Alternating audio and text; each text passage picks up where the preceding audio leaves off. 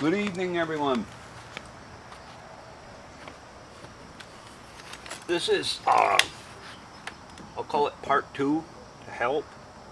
Not sure what I'll put up for a title yet, but I bought this flint and steel kit.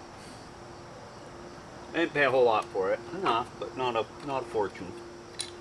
And as y'all know, I couldn't seem to do anything with it. I beat most of the sharp edges off this flint. Little pieces would hit my face, and I was getting frustrated, and I asked for help. Randy J, thank you. I'll post a link to your channel down below. He would have the award-winning comment that started with how to check the flint, but the minute he said it, a light bulb clicked on in here. Not many left. In order to strike, the steel has to be hard. High carbon steel, hardened. Most of it's done in a forge. I mean, they could turn these out commercially today in a tool and die plant that made reamers or that sort of thing. They can turn out some hard steel that'll make sparks, trust me. Well, if you watch his video, he'll talk about using a piece of file. Well, file is very, very hard. It's really fine. A good file is really fine tool steel. But I learned a long time ago from a machinist when I was in construction, if we broke a shaft on something and we needed it turned, he'd say, well, is it hardened? Or needed it repaired or need one made? And I don't know if it's hardened or not. Bring it up and I'll look at it. Well, all he'd do, he'd come out with the truck and these shafts would be huge, and he'd take a file. Now, I've done this once of this, and he'd just do that with a file. Okay, this is not hardened. I'm going to walk up to the camera with that and try and demonstrate how that file cut right in. I hope I'm getting that. This is just an old steel fence post, and it's not hardened. I knew that. That's why I chose it, because it's just pig iron. They were made for go around driving the ground, hang electric fence on with a glass insulator. There was an insulator that was sold with them. So I took a file and I tried my steel. It's hard, but not as hard as it needs to be. This right here is a Black Raven axe, which you can see was very hard, but it was broken years ago, long before me. You can't touch that with a file.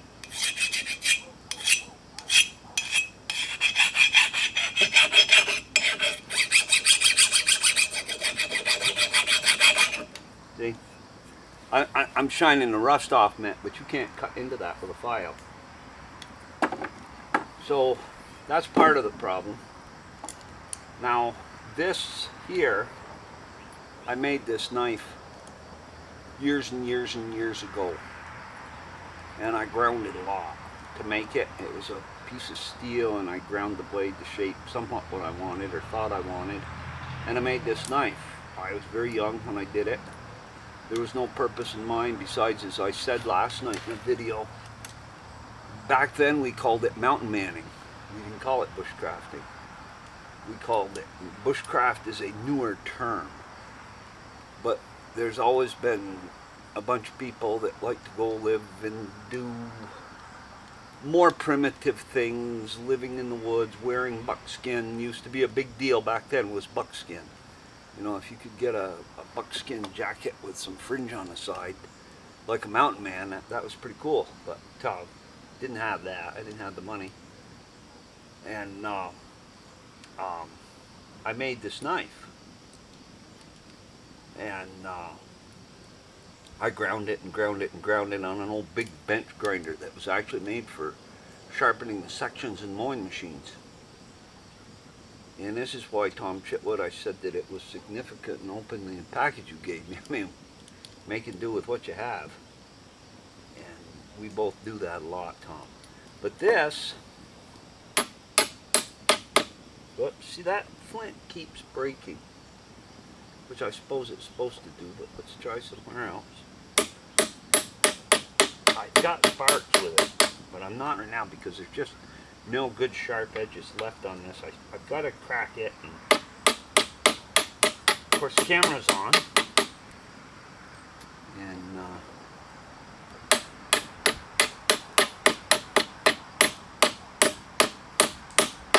there was a little one. There we go. What I've done, I've broken the, there was another one. They're on this side. And I hope the camera is getting some of that. What I'm doing, I'm breaking this down enough to get an edge that'll light. And I've got to break my piece of flint or find some around here. Let me try that right there. There went one. And yeah, I'm going to get a fire going. But at least I'm getting a spark once in a while with that old knife. But that is an extremely hard piece of steel. You see the difference between this and this? See where I hit that with a file? I'll come up close. See where I hit that with a file? You can see it dug right in. You can see that old knife. And I don't remember what it was to start with. It probably was a piece off a piece of equipment that broke, that got replaced. I don't know if it came off you know, it was here on the farm. But I have made some sparks with it. There's a little one. But see, my rock, if I hit, there's a fine line between hitting hard enough to get a spark and breaking your rock. And it's right on the edge. It's very difficult for me to... There went one. There's some more. There we go. But I had a little piece that was sharp enough, but it just breaks instantly. Which is probably normal. I just need to find... I'm going to do some looking around. I got done work today, so I don't have to work for a while. But that is the problem. Thank you, Randy. I should have thought of that myself to check the hardness of this. I don't know. Maybe with the right piece of flint it'll spark. I don't know. I believe it was hand forged. I won't say it wasn't. I would believe it was hand forged. But the hardening process might not be quite what it should be. I'm not going to get into all that, but I'm going to harden it myself. I've done that before. Hair dryer works good. And get your bonfire going and throw your piece into it. Take a hair dryer or a vacuum cleaner with a blower, and you really can drive some heat. Now that truck rim I've got, it's got a couple holes in the bottom, and I'm kind of thinking of getting some, maybe some maple or some hard-act that'll give me a lot of coals, and build a good fire and put it out, to smother it out, and then relight it again and get the coals, or just do it with the coals and then drop this right down into it. And I'll put a wire up out of it that I can get a hold of and drop them in ice water. I've done that, making keyways. I've got some tool steel, key stock. It might be too soft, I don't know, but I'm thinking that I can get my railroad iron rail. I got a anvil out of a railroad rail out here, and I can just beat that piece of key stock down, flatten it, and file the edge a little bit, and then heat treat it and make one of these. We'll see. But anyway, thank you for everybody that commented. It was interesting. I've been watching a lot of videos. The comments really helped. I was frustrated, to say the least. Man, I've beaten that piece of flint. Let me get up to the camera. I've beaten the hell out of that piece of flint. That was right out there, nice and sharp, all the way around. I mean, there was a big chunk that fell out there, another few chunks there. and I just couldn't get it to spark, you know. And that one took me right in the eye. That felt good. Well, live and learn. But this one, of course, like I said, I've beaten this, and I gotta look in to see how you sharpen those up. I think you break it some. But I'm getting the occasional spark, but then I break the rock off and it's dull. If I can hit the right, there, I hope I picked that up on the camera. Thank you for watching. Of course, I did not pick that tremendous spark I got up on the camera after I looked at it. So,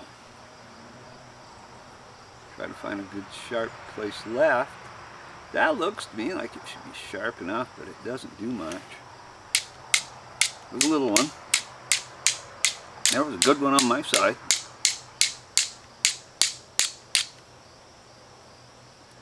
Whoops.